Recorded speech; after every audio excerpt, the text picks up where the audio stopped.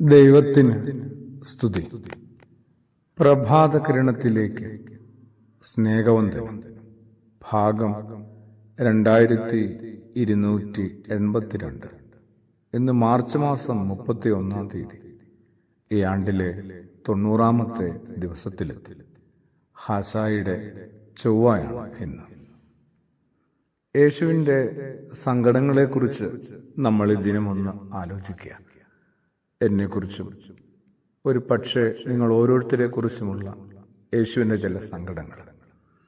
വിശുദ്ധനായ മത്തായി ശ്ലീഹായുടെ സുവിശേഷം 26-ാം അധ്യായത്തിൽ മറ്റൊരു സങ്കടം കൂടി നമുക്ക് കണ്ടെത്താൻ പറ്റും. അത് ഗസമനത്തോട്ടത്തിലാണ്. മണിക്കൂറുകൾക്ക് ശേഷം താൻ അതിക്രൂരമായ പീഡനങ്ങൾക്ക് തുടർന്ന് മരണത്തിനും വിധേയപ്പെടാൻ പോവുകയാണ്.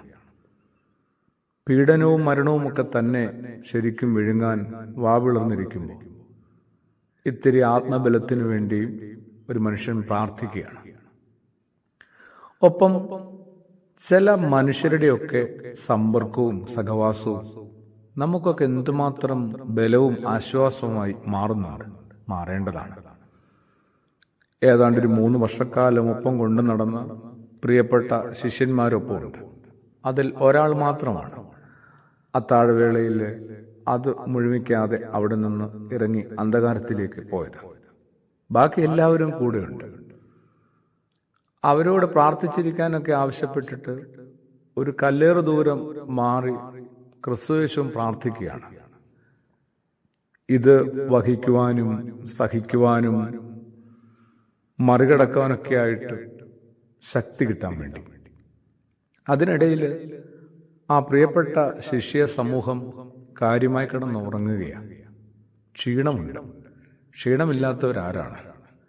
നിദ്രാഭാരമുണ്ട്. പറയാനായിട്ട് ഓരോരുത്തർക്കും 100 ന്യായങ്ങളുണ്ട്, ന്യായീകരണങ്ങളുണ്ട്. യേശുവിൻ്റെ ചങ്കുലയ്ക്കുന്നൊരു ചോദ്യമുണ്ട്.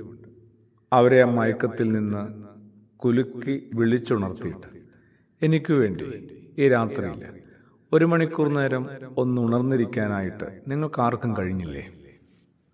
ക്രിസ്തുവിന് വേണ്ടി 1 മണിക്കൂർ നേരം ഉണർന്നിരിക്കാനായിട്ട് നമുക്കാർക്കും കഴിഞ്ഞില്ലേ?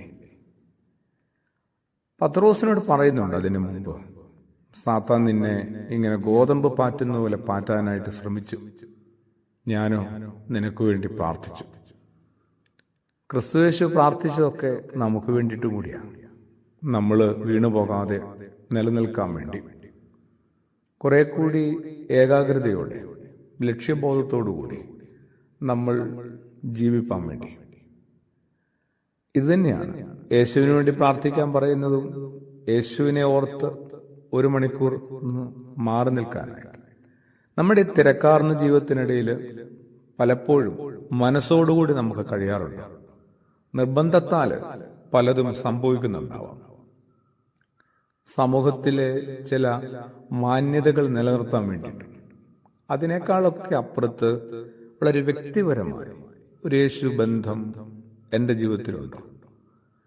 ഈ കഷ്ടാനുഭാഴ്ചയിലെ ഓരോ ദിനവും ഓരോരുത്തരും ഉള്ളിൻ്റെ ഉള്ളിൽ സ്വയമേ ഒന്ന് അന്വേഷിക്കേണ്ട, ഉറപ്പുവരുത്തേണ്ട, ഇല്ലെങ്കിൽ ഉണ്ടാക്കിയെടുക്കേണ്ട ഒരു കാര്യമാണ് ഇത്തരമൊരു യേശുബന്ധം. ഈ രാത്രിയിൽ എന്നോടൊത്ത് 1 മണിക്കൂർ നേരം ഉണർന്നിരിക്കാനായിട്ട് കഴിയുമോ? യേശുവിനോടൊത്ത് കുറേയും കൂടി ജാഗ്രതയിലായിരിക്കാനായിട്ട് നമുക്ക് ഓരോരുത്തർക്കും സാധിക്കട്ടെ. ആമേൻ.